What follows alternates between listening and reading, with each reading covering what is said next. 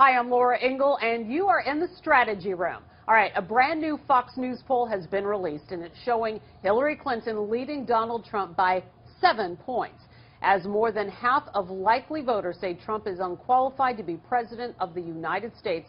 This poll comes, of course, in the wake of Trump's controversy surrounding claims of sexual assault and the recent hot mic recording of him that was leaked last week. Is this lead for Clinton significant, and could Trump's alleged proof that the allegations are false bring him back in the polls? So let's talk about it. Joining me now are Democratic strategist Fatima O'Mara and Republican strategist Brian Morgenstern. Welcome to you both.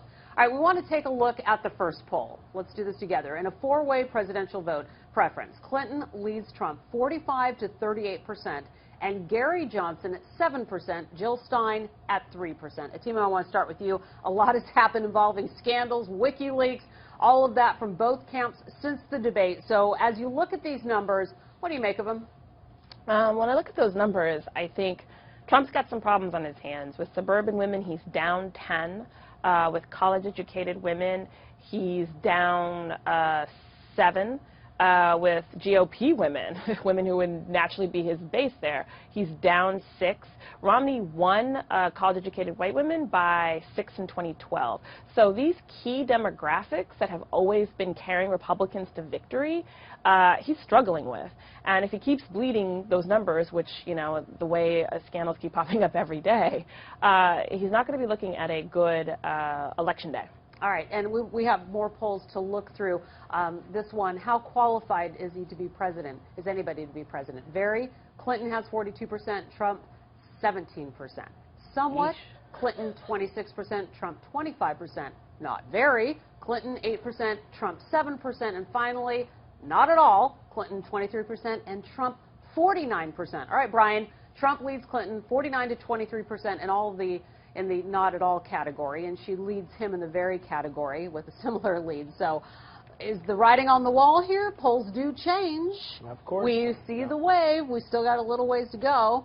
Yeah, polls do change, but if you're in Trump Tower, you're not thrilled by these numbers, of course. And, you know, part of what we can read from these numbers is that sex sells, because in the revelations we've had over the last week or two, we've learned that Hillary Clinton has said to Goldman Sachs, I have one position in public, another in private. Don't worry, I'll be cozy with you guys. By the way, my fantasy, my dream is open borders. Now, that should be the magic words for losing this election. However, it was it coincided with these dumps of Oppo research from NBC News, New York Times, and others about these sexual assault allegations against Donald Trump. Those have drowned out any of the noise around the Clinton campaign.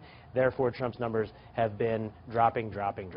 Yeah, and can I just play devil's advocate for just a Sure. second on the open borders thing? Couldn't it be, just going back to just that one specific thing that she said that's been reported, could it be that she was saying, I have a dream?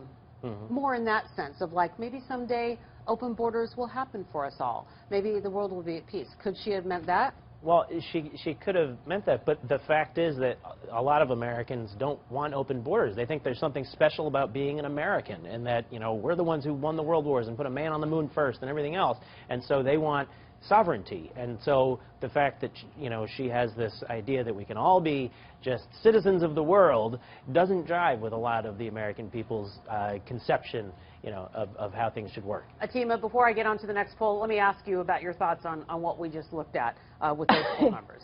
Because I can hear you in my ear. Yeah, no, I just want to say on the open borders comment, like, oh my gosh, like if America hadn't had open borders, America would still be a country like owned by Native Americans. Like that, everybody is coming from somewhere else. We are great because we had open borders for a while and let all of these people in before we put in these immigration laws. That's what makes our country great, is immigration, right? And she understands that I have a dream. I wish that we had world peace and we could do that. But really what she she was saying is pretty much that. I just wanted to address, that point, that I think it was more of a wistful thinking than it was really anything else. Sort of regarding the polls, if you could repeat that question, actually, because I heard just what was being said on Brian's side. Right. Well, no, that's you made the point there that some people did hear it and interpret it that way. I have to get on to the last two polls, guys, so let's take a look at them now. The opinion of presidential candidates. Favorable, Clinton at 47% and Trump 38%. Unfavorable, Clinton 52% and Trump 61%.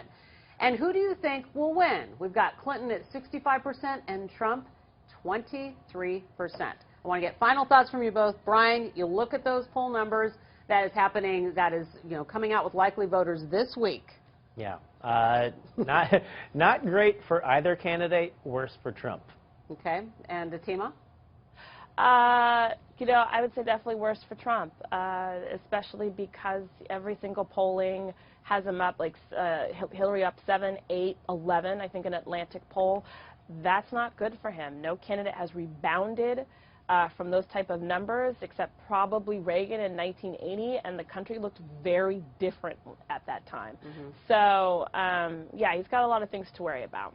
All right. Well, we certainly know it will be interesting, not every week, every day, every hour, moving forward as we get closer and closer to Election Day. Thank you, Atima and Brian, for joining us today and for your perspective.